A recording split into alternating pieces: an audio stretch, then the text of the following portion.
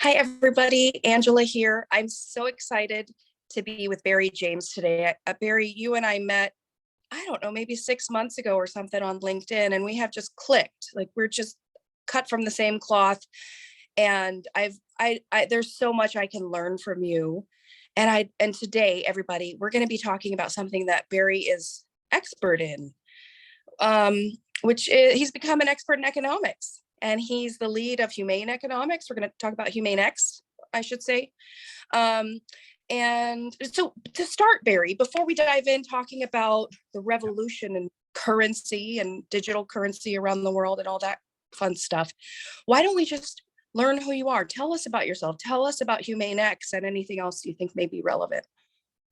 Okay, well, potted version is my history. In chief is that I spent most of my life designing systems. So my career as a systems designer in the digital space from very far back, Jurassic FinTech, I call it. It goes so far back.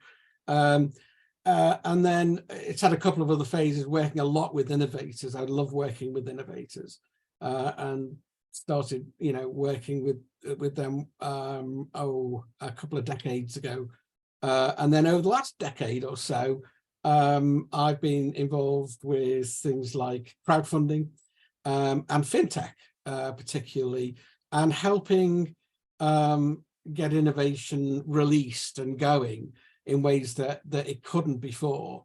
And then latterly, over the last 2 or 3 years, I've become committed to working on the problems that are existential problems, I should say, the things that we are doing that could really bring us down as a civilization in terms of what we're doing to the planet, and what we're doing to each other, in terms of inequity and inequality, which go hand in hand, it turns out.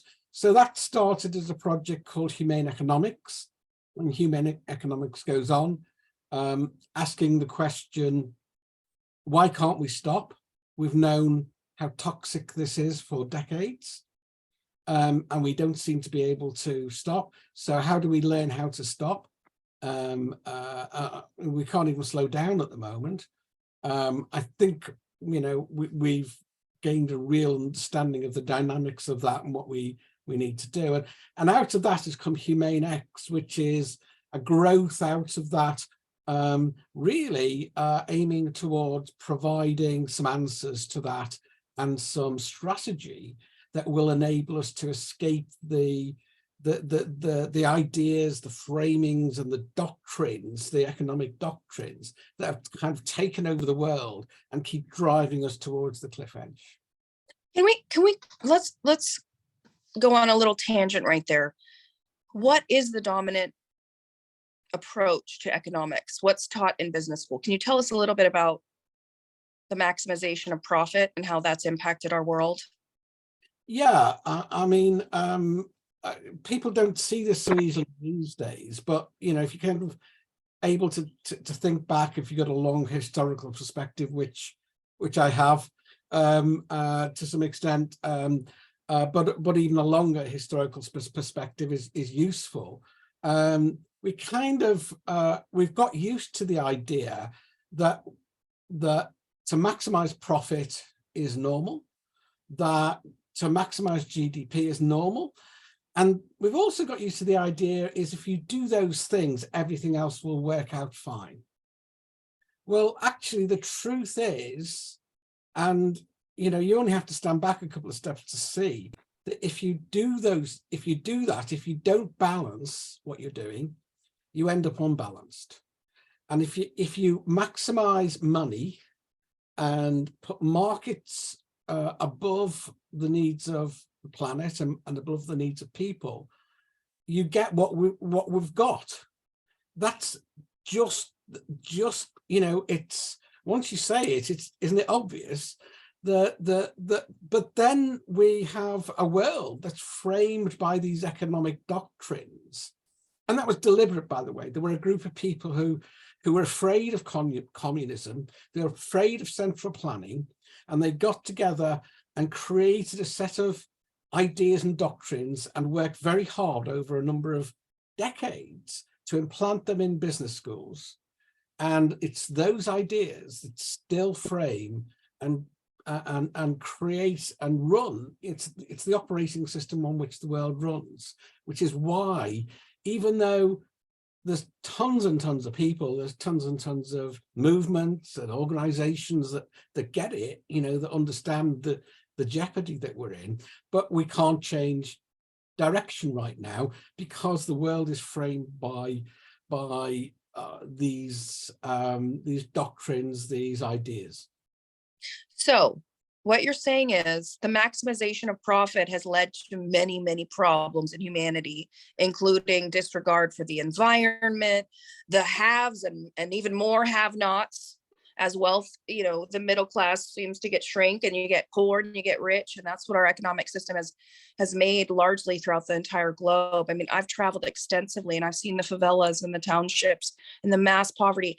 I've studied human thriving with polymaths, and I've studied prisons and courts, and I've looked at like what makes a person thrive and what makes people suffer. And I've personally come to the conclusion, although I'm not an economist, I've come to the conclusion that the biggest problem that causes other problems in the human experience is poverty. Poverty just to many, many other problems, and it's hard to get out of.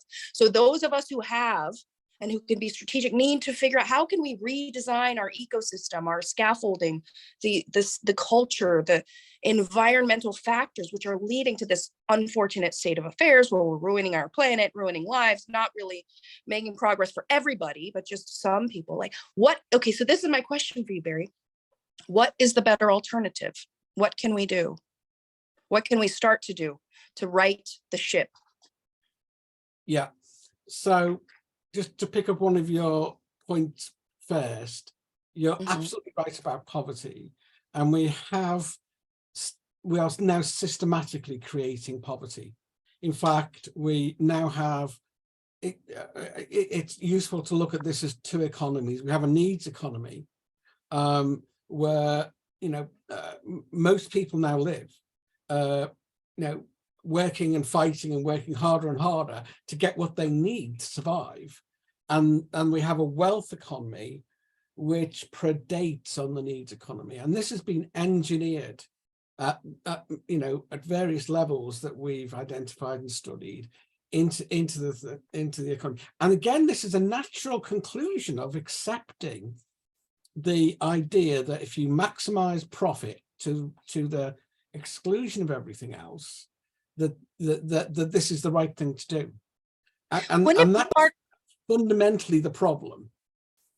Yeah, wouldn't it be smarter, everybody, if we use our intelligence and we use artificial intelligence, we come together and somehow get the right people on the right seats on the bus and figure out a world where everybody has their basic needs met? Like, aren't we intelligent and resourceful enough to figure this out once and for all?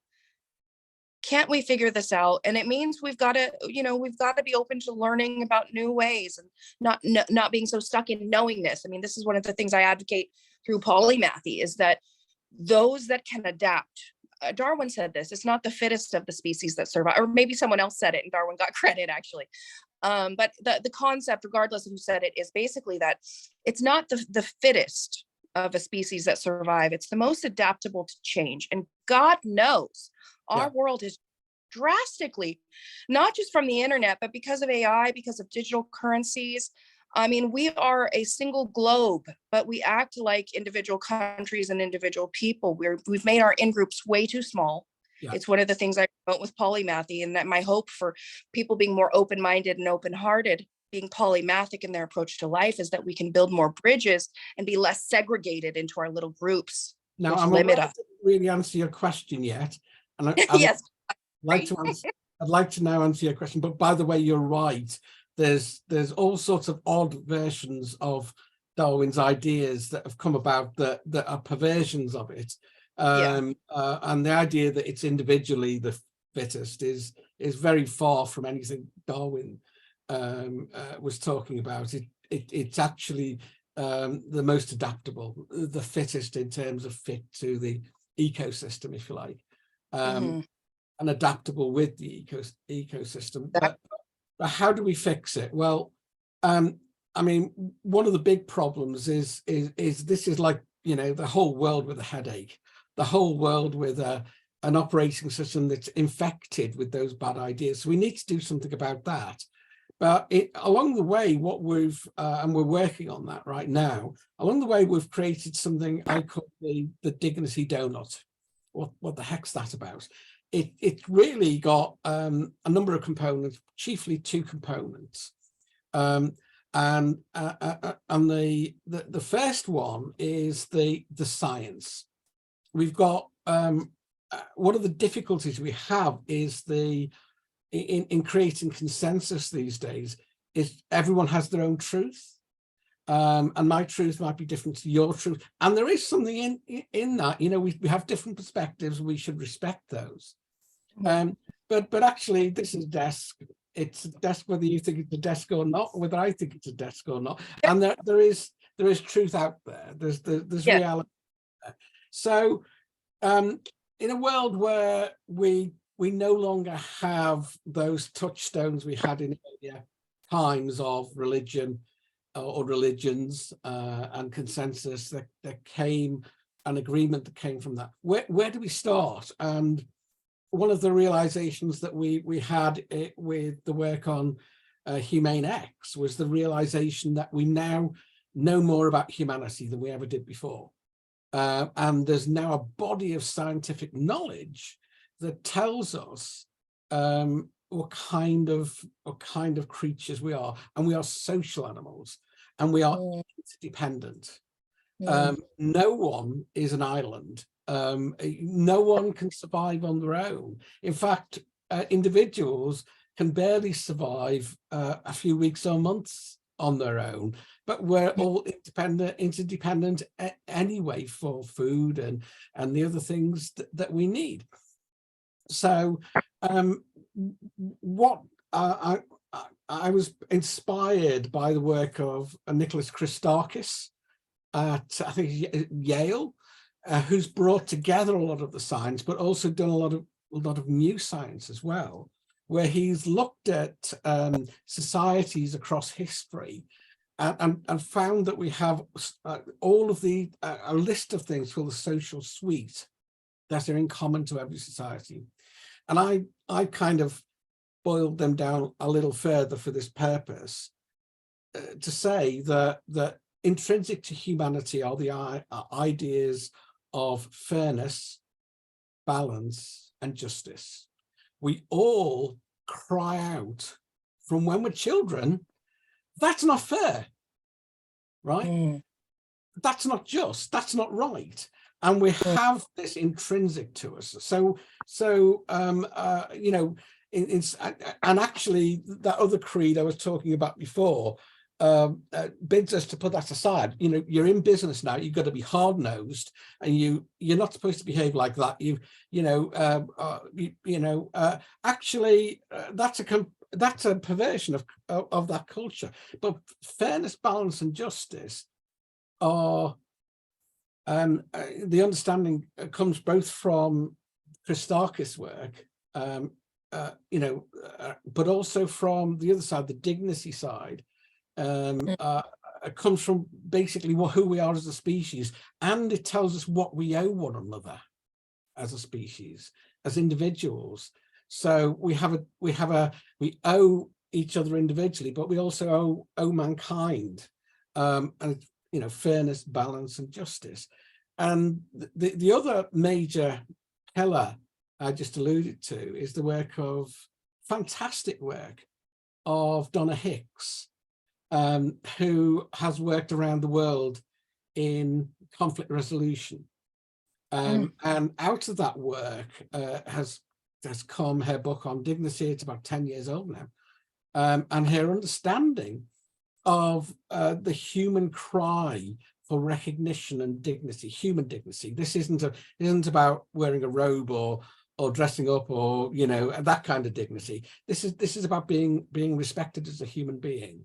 Yeah, matter.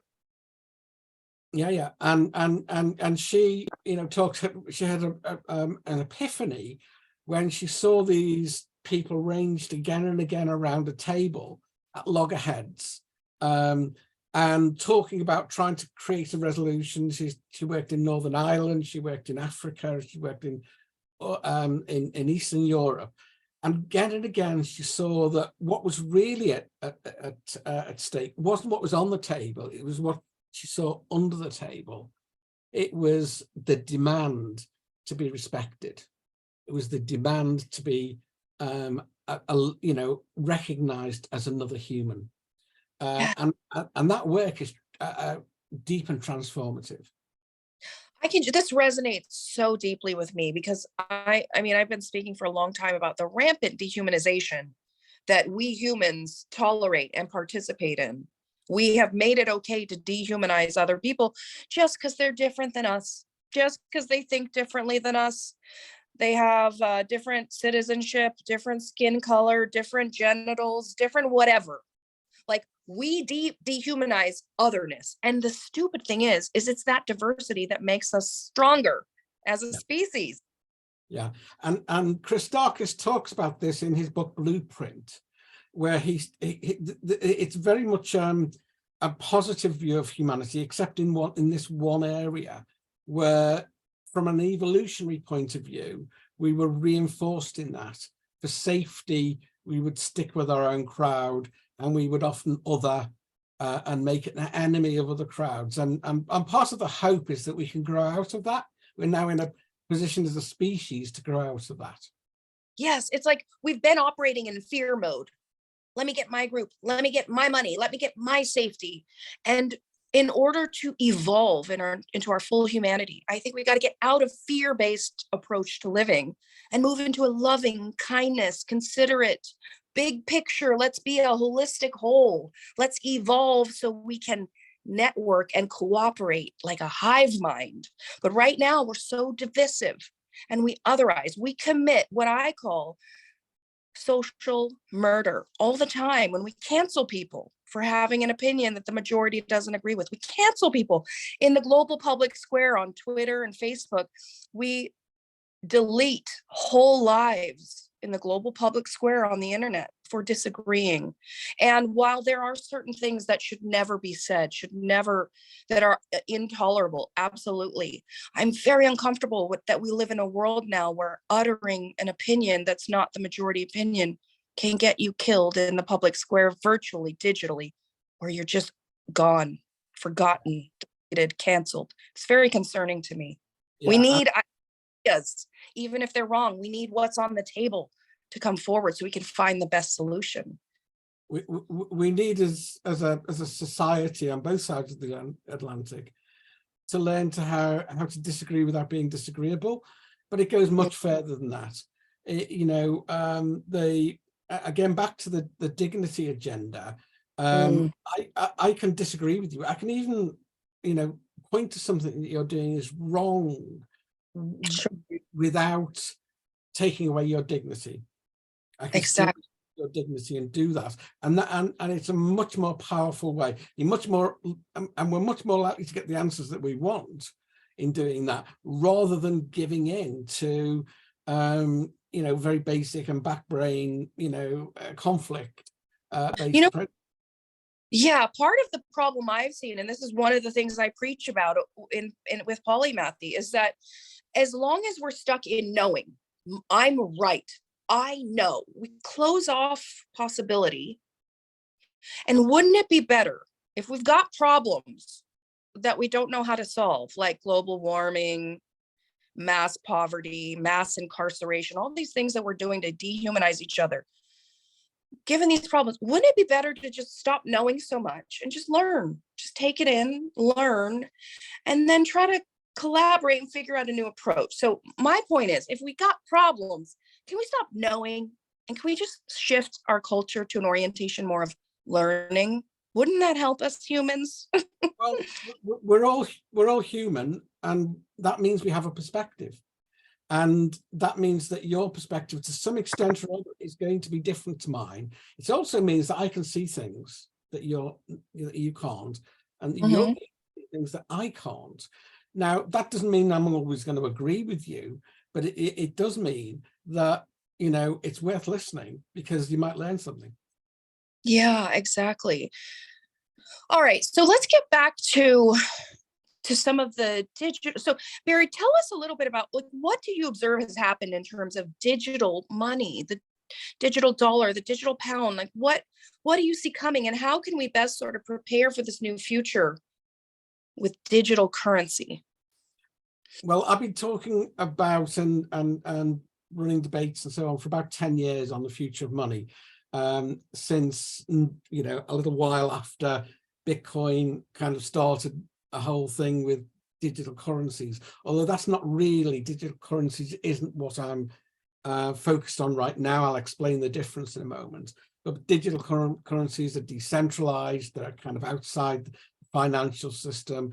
There's been a bit of a war going on with the existing financial system, which is kind of coming to terms, and they're finding a place within that as digital assets. So they're not they're, you know, depends who you ask whether they're money or not.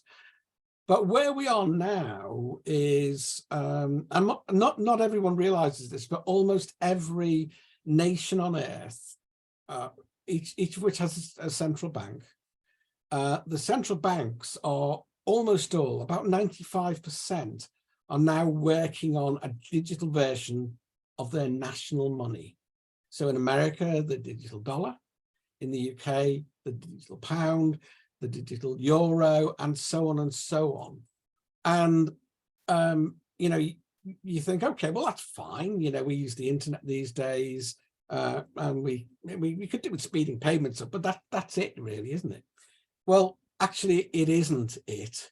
If you kind of start to think through the implications of that, there are really big implications for the power that bestows on the custodian of that, because unlike the decentralized cryptocurrencies that we've just mentioned, which are decentralized, so no one has power over them.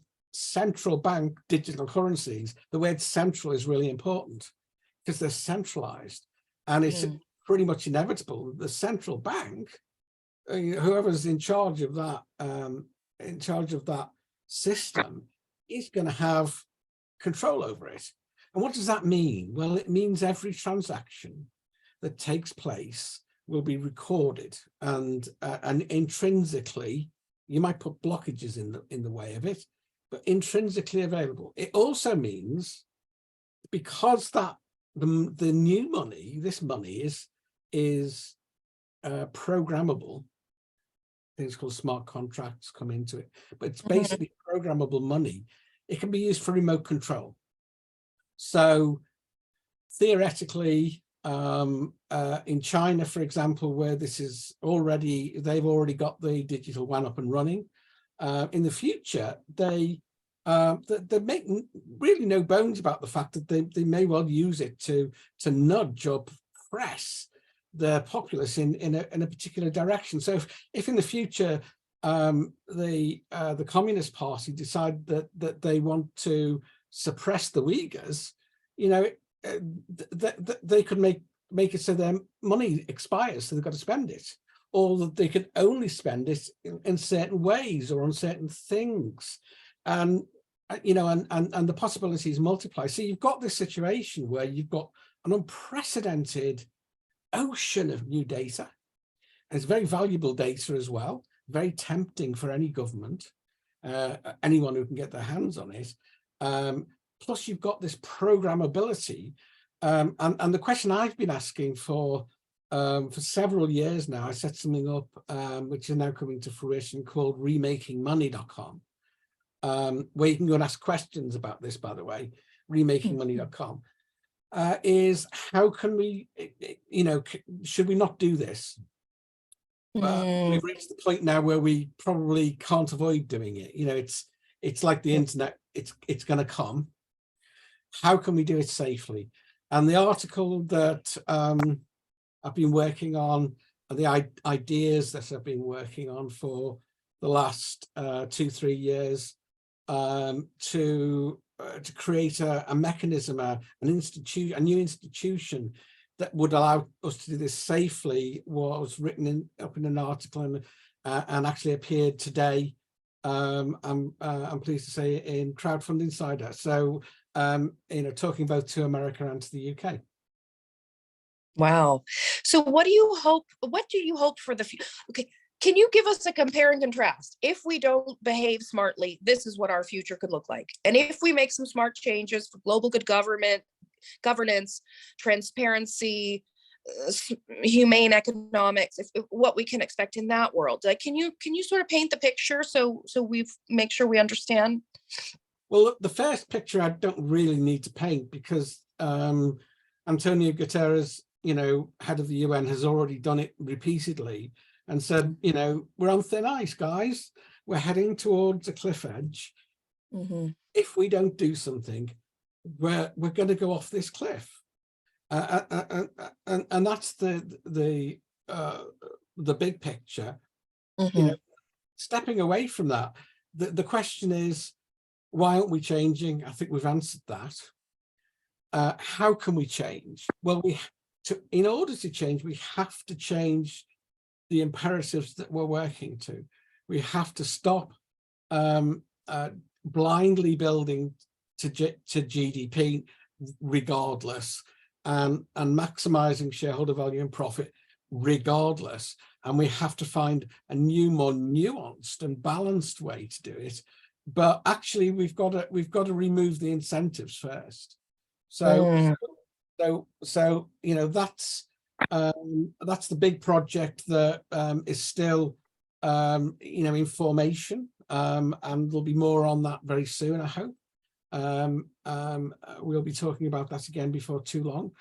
But to come to the money, the remaking of money situation, what does that look like? Well, if we carry on on a straight line, what we've got is, in the UK, in the US, we've got a patchwork of a financial regulator, your SEC, our FCA. We've got a central bank. You've got the Fed. We've got the Bank of England. We've got other institutions, all of whom have got different views on all of this, and are more or less influenced or governed by the government.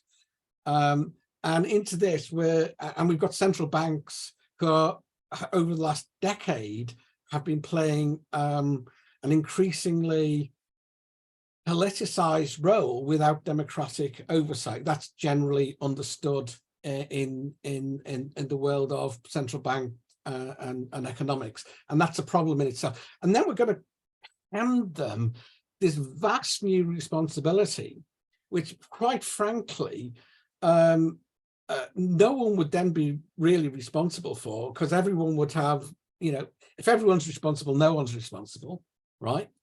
And which they barely understand. And they certainly don't understand. I'm sorry, guys. I'm sorry, Bank of England. I can't speak for the Fed, but I guess it's the same.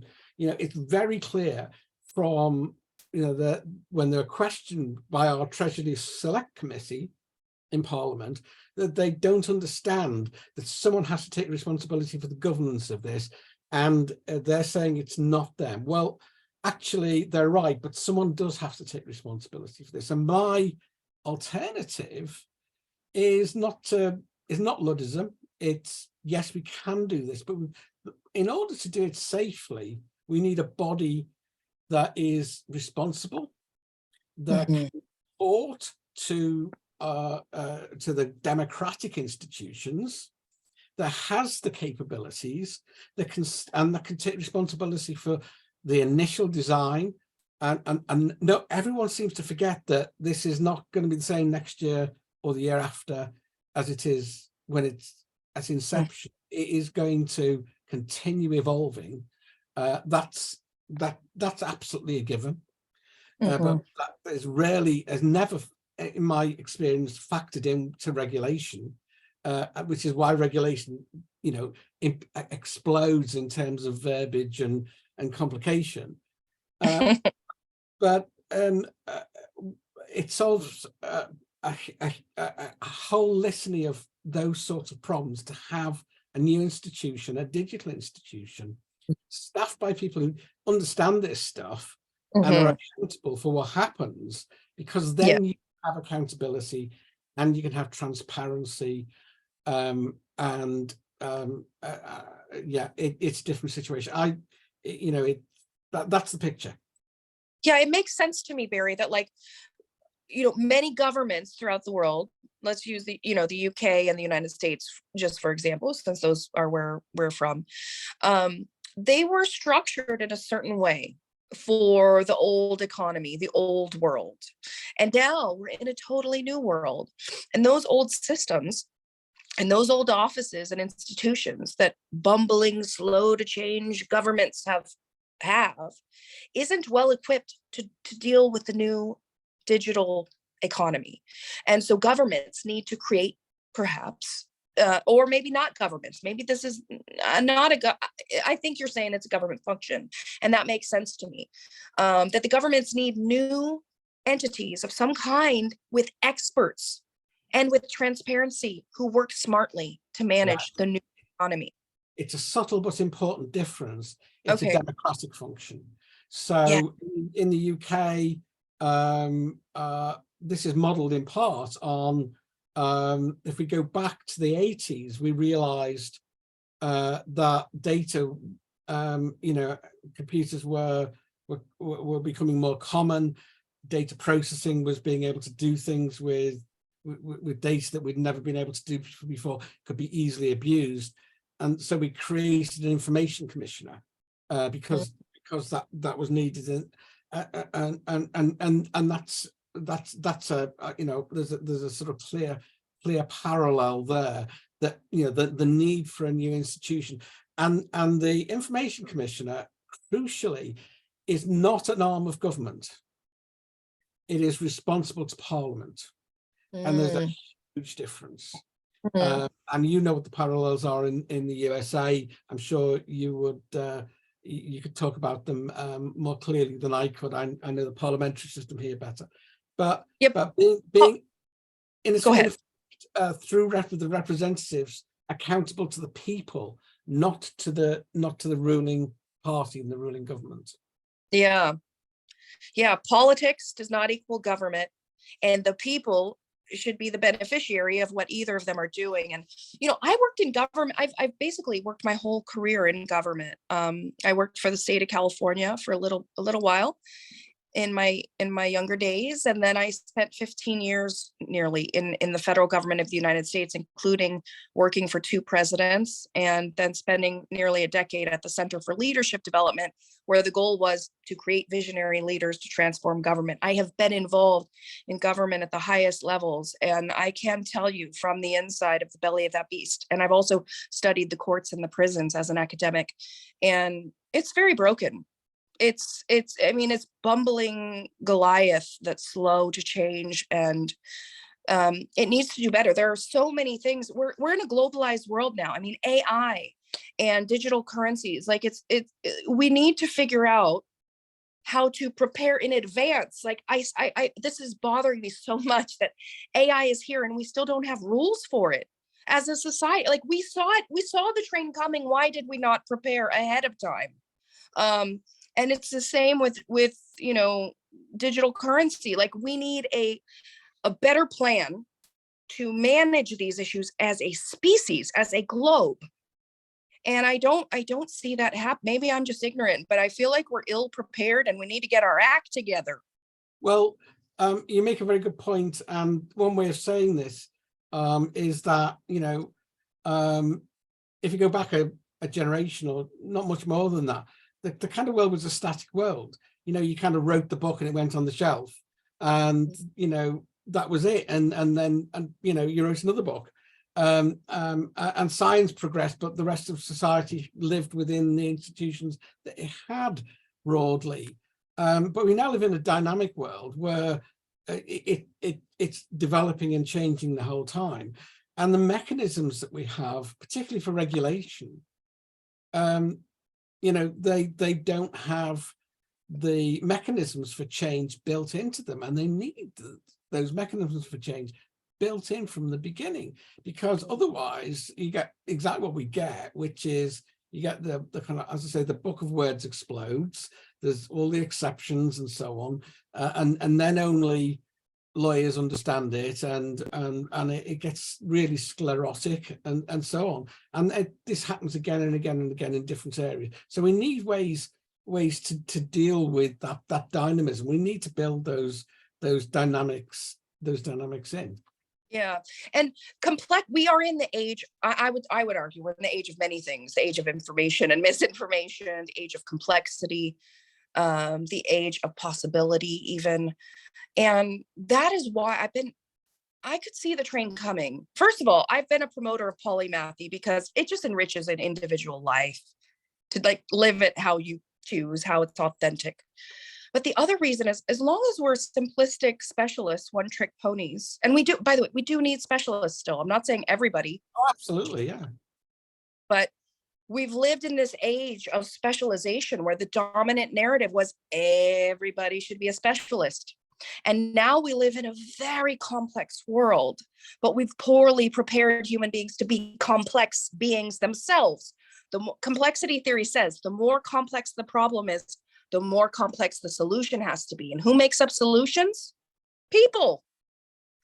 And people need to be more complex, don't you think? If we need to be more well-rounded, we need as many tools in our toolkits as we can. We need to understand how economics affects, psychology and potential. And, these are so many elements of our personhood are interlinked. You can't just separate the economy is just this thing that exists and on its own. No, it affects so much of our human experience, how the economic conditions are around us. And I'm very concerned. I mean, economic conditions are getting harder and harder and harder for people. The cost of goods, the cost of services, the cost of food, the cost of gas is just increasing really rapidly, at least in my experience. And meanwhile, salaries aren't increasing. People are getting pinched more and more. So if we want to thrive as a species, if we want to reduce human suffering and increase human flourishing, we have got to figure out an economic system that works for everybody, not just some of us. And now we're in a totally new world, a complex world. The train is running and we can't stop it. So we have got to think ahead. We have got to think ahead about how can we prepare for the complex future. And one of the things I've been preaching is we got to be fully human. We've got to be fully aware of as much as we can be. We've got to be committed to flexibility and learning, because if we're rigid and stuck and no, and then everything's changing around us, we are not going to fare well in that new world. We must be flexible and committed to learning our way through problems rather than knowing or being stuck in the old way. We must adapt, including governments, including individuals, including entities and organizations and NGOs and nonprofits. All of us need to embrace an attitude. Sorry, I feel like I'm preaching now. I'm preaching. We have got to learn our way into the future, and we've got to adapt, and we've got to be quick about it. We can't take forever. Yeah, we've had many generations now. I don't know how many really, but many generations now where it's been possible to live in a silo, and that worked. And you'd kind of, I'm not saying it was the best way to live, and the poets have talked for certainly my lifetime about living, I've forgotten the exact phrase, a life of quiet desperation, kind of living to work, working to live, and all of that. We can do better. We can do better than that, but it's no longer possible to ignore the changes. That cliff edge keeps getting closer, and unless we learn to adapt, and that is going to require not just specialists, although we need, as you say, specialists too. It's going to require a mix of different ways of thinking, of different ways of understanding. Thankfully, some of the research is beginning to discover, the power of diverse teams. for Oh, example, that, you know, having someone with ADHD or similar on a team disrupts the team, but it disrupts it positively. So they spend less time focusing on the task, but get a better result at the end of it. You remember, yeah, there was a recent study that I think was shared in Polymath's Place, that Axinia talked about. Fantastic insights, and it's becoming clearer and clearer that mankind is actually made up of different kinds of minds. You know, these neurodiverse minds, I'm the owner of one of them, so I know a little bit about this. These neurodiverse minds, which traditionally have not necessarily fared so well in, you know, with the expectations of monomathy, if you like, of you know, sort of cookie cutter people, are able to, you know, work with other, you know, with specialists and other minds and so on, to great effect and to everyone's advantage. And I think there's growing evidence that actually this is the way that we've been historically, you know, with absolutely. our roots, and a lot of this has got lost, and we're hopefully about to rediscover it. Yeah. You know, there's a book called The Phenomenon of Man, which really impacted my thinking quite a bit. The author argues that his name is Thierry Desjardins. I avoid saying it frequently because I'm sure I'm mispronouncing his French name. I don't speak French, I think we but probably all do. he argued in this book that when you look at any species, there are two primary ways that species evolve. And the way that species evolve, to the two things are, individual members of that species become more individuated. So there's more diversity in the species. If an environmental factor changes, it doesn't wipe out the whole species because you got diversity in terms of the individual members. So individuation is a sign of a species evolving. And by the way, that's what polymathy is all about, is individuating, expressing your onlyness in unique combinations. You don't copy or imitate or shrivel to fit the dominant narrative. You become your authentic self. The second thing that happens in a species that's evolving is that those individuated parts become more collaborative. They become like a hive mind. So this is another reason why polymathy matters, is because when you have more tools in your toolkit, it's easier to understand each other. It's easier to build those bridges. It's easier to be in many in-groups instead of just a few. We've limited our in-groups too much, and it's part of one of the major problems I see in humanity. So I just want to say that this adaptation, this individuation and cooperation and organizing smarter. I want to talk about how we organize too. It is the impulse of evolution at play. And so if we want to evolve as a species, we have got to figure out how to cooperate in smarter ways, and also to bring more diversity to the table as individuals. But let's talk about how we organize, because my conclusion after sort of looking around planet Earth, and I've realized that so many of the problems we have are because we haven't organized properly to adequately solve the problem. Like if we could just organize ourselves better. And I think part of what you're advocating for is we're organizing in a new way. Like we're making a new entity to manage the global economy, the digital economy. And we need to think differently. We can't necessarily get the result we need for the global economy, the digital economy, if we depend on old structures as the organizational foundation of this new world. We've got to reorganize to meet the current challenges. Does that Yeah, summarize? yeah, that's right. I mean, in the case of national money, which is what CBDCs are, central bank digital currencies are, it's about at that national, an institution at that national level. But we also have a problem. We've got a globalized world, and we don't, you know, the UN does a you know, a great job in many ways. You have to say in very difficult circumstances as well. But we have a checkerboard of institutions that have grown up haphazard in that world, and that are uncoordinated or suffused with those ideas I was talking about before, in terms of, this is those norms. It's normal to maximize for money and not worry about anything else. And we all know where that's taking us.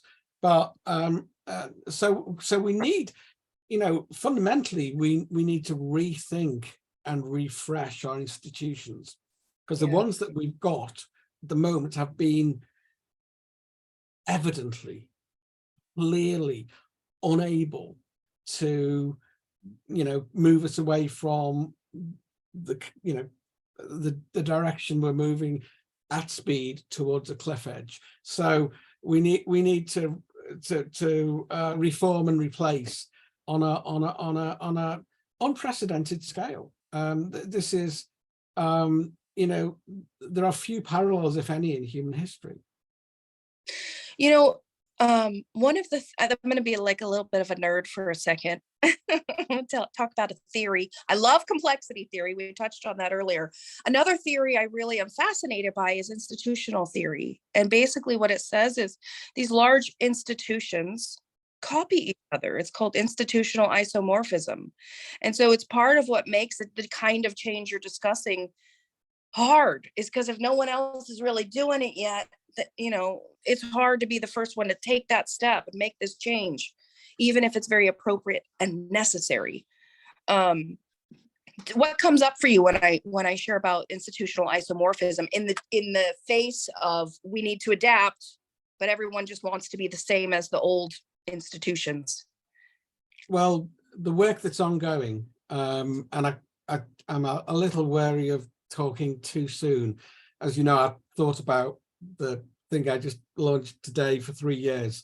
I'm aware that the clock is ticking, so I hope it will be 3 years before I can talk more openly and publicly about this. But the work that myself and the group around Humane X are doing at the moment is fundamentally, rethinking how we can enable the people, the institutions, to step outside of the framing that they're in, to see and understand the importance of the jeopardy that we're in, and to find ways to create the new institutions that we need, to find ways to reform the institutions that can be reformed. But that's ongoing work. That's what Humane X is about. And by the way, you can come join us. humanex.network is there. It's free to join. We share as much as we can from time to time there, and we'll be sharing more and more as we go on. And we'll also be looking to help people navigate these next stages. Some of them might be more difficult than others, but it's important now to start to understand, as we're talking today, about the civic implications and the citizens' implications, if you like, of moving money into the digital realm, and how we keep that safe. But that's just one part of a much bigger jigsaw. So we'll be hoping to help people and listen to them as well. We do we do listen to and take seriously those things that we've just been talking about, in terms of we need those other perspectives, we need those other ways of seeing things, and hopefully able to help synthesize, strategize, and enable us to move forward and move away from the toxicity that is holding our collective mind as a civilization, and release from that in order to find new ways forward for humanity. Yeah, we've got to free ourselves and evolve ourselves. It's occurred to me many times in my life that we co-created our reality. Whether or not we meant to, we created this version that we're all, this soup that we're all in here on planet Earth. We created it by emergence, by intention, by happenstance, by accident.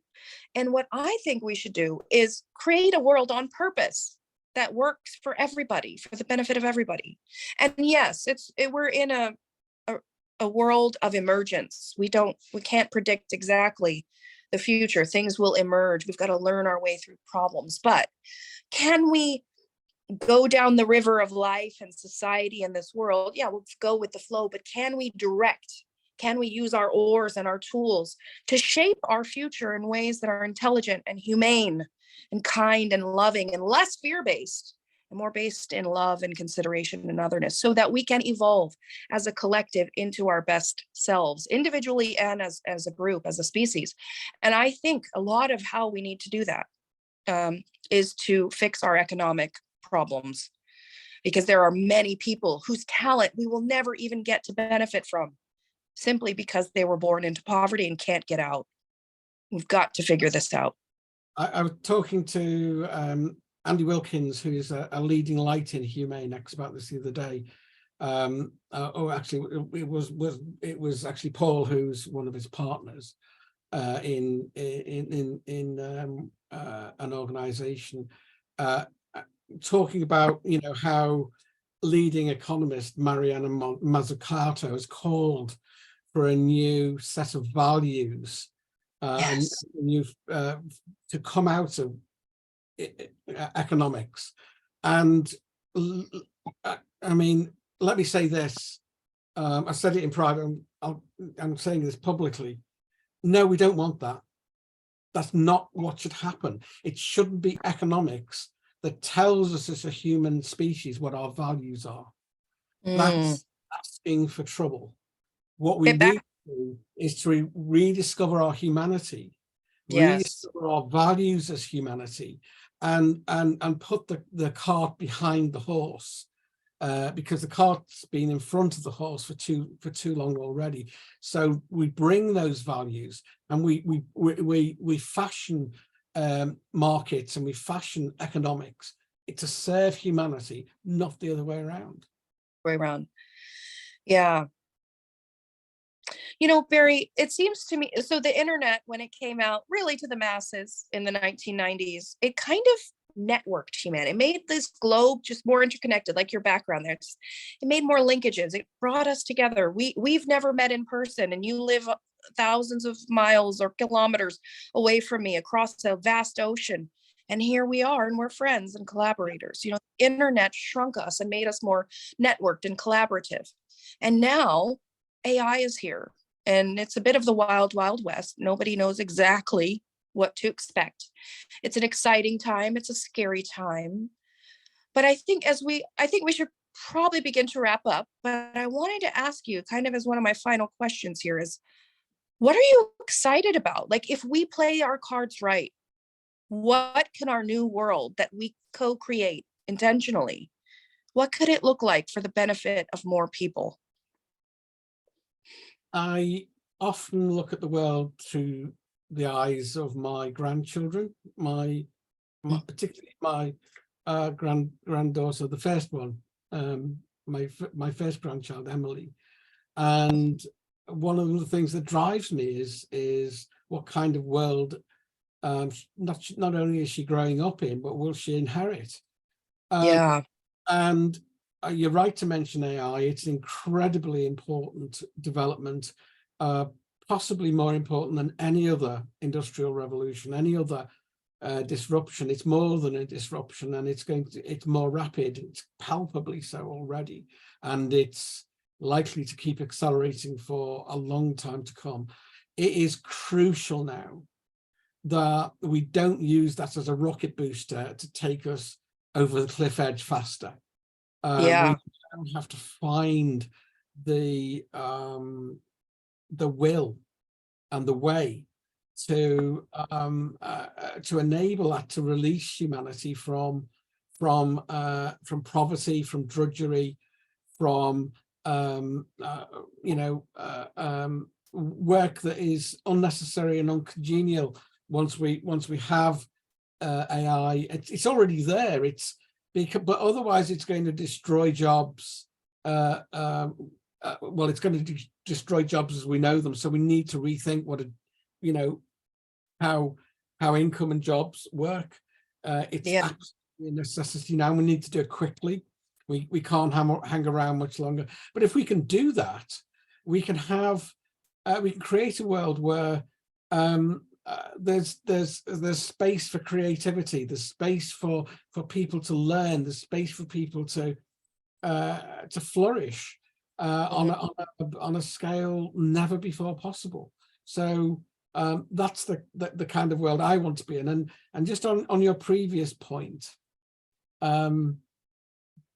possibly the most important and powerful quote that I've ever come across, and I mention it frequently, is from Buckminster Fuller, who said that we're called to be architects of our future, not its victims. For too long now, we've been allowing the world to build itself around those corrupt ideas, those toxic ideas, and we've been the victims.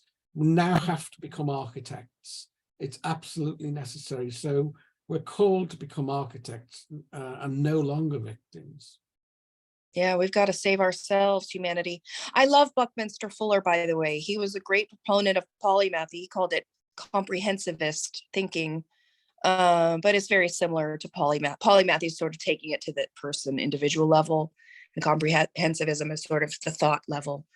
But it's really important to think holistically. And this is part of the challenge, by the way, is that we've grown up in a society that told us to think narrowly and become expert specialists. We've grown up in that world, and now we're in a world where really the more appropriate way of thinking is to be comprehensivist, to be polymathic, to enter your full humanity. And I'm really, I'm frankly really excited about AI more than being afraid of it, although I think we need to govern it smartly and humanely. But I'm really excited because I think we can design a world where people don't have to do as much drudgery and they don't have to live in as much poverty. So I'm mostly excited about AI, its arrival here, and also nervous. I think we really need some good governance and some good transparency and some good intention for how we guide this tool and this intelligence we created. So I'm mostly excited, but I also think like we're not out of the woods. We have got to organize. We've got to be strategic. We've got to be humane. And I'm so excited that I met you, Barry, because you care about these things and you're a mover and a shaker and really a thought leader in a totally new field, humane economics. It should have been around a long time ago, but it hasn't, Well, it's a revolution. Right. We need to do those things. At the moment, the driving force behind AI is profit and the maximization of profit. And we need to do something about that. We need to broaden that. And it is urgent. But it's urgent.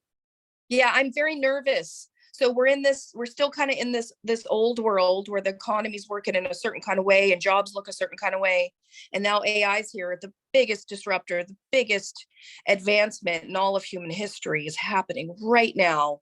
And once we get to the new world, our lives may be easier. We may have more abundance. We may have less drudgery and more ease and enjoyment of our planet, of our bodies, of the internet, of social experience. Like our lives can be really amazing, leveraging AI intelligently to enhance our experiences. But to get from here to there, I'm worried about all the people that are just not going to have jobs and not going to have money. And that's why we do need to figure it out quickly. We don't want to figure it out so quickly that it's not through. Right? That it's not really well designed, but we do need to figure this out and in a timely manner because people are going to lose jobs and suffer. Yeah. And figure this out. So let's come together and do that. Humane X isn't the only place, but it is our place to bring people together, not just polymaths, people more generally as well, but with a mix in there of polymaths able to think architecturally and behave in that way. we need to come together, and this is our part in it. Come and find us, or go and find someone else, but let's work together on this. I agree. And one of the things I've said to the Polymath Place group is we need polymathic thinkers more than ever now. We need people who can think ahead, who can bring multiple perspectives within their own personhood. We need people who are open to learning from others and gaining new perspectives and disagreeing and treating each other humanely anyway. We need polymaths to step up to the plate. I think the leaders of the new world are not going to be the one-trick specialist ponies anymore. We need broad-minded, deep thinkers, and that's what polymath is all about. So, Barry, do you have any final thoughts you'd like to leave listeners or viewers with before we end for today? I think I just want to come back to those two things. We more than ever now need to be architects of our future, not its victims.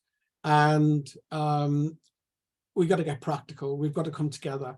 We've got to find ways to move our path into one that it isn't over the cliff edge, that is sustainable and is humane. Let's work together on it.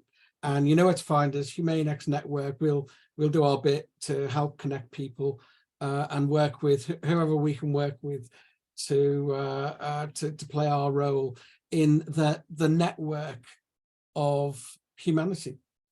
Yeah, exactly. Well, Barry, it's been a pleasure. And anyone who enjoyed this video, I just want to give you a preview that Barry and I are going to do more of these. We're gonna be recording regular videos where we discuss big ideas that matter to help humanity. So, Barry, I'm so glad we met, and I'm so glad for this discussion as well. I can't wait to put it out there and see what people think of it, and see how we can co-create a future that's a better one than we've been in. We can do it, humanity. Thank you, Angela. Thank you. Thank you, everybody, for watching. Bye-bye. Bye for now.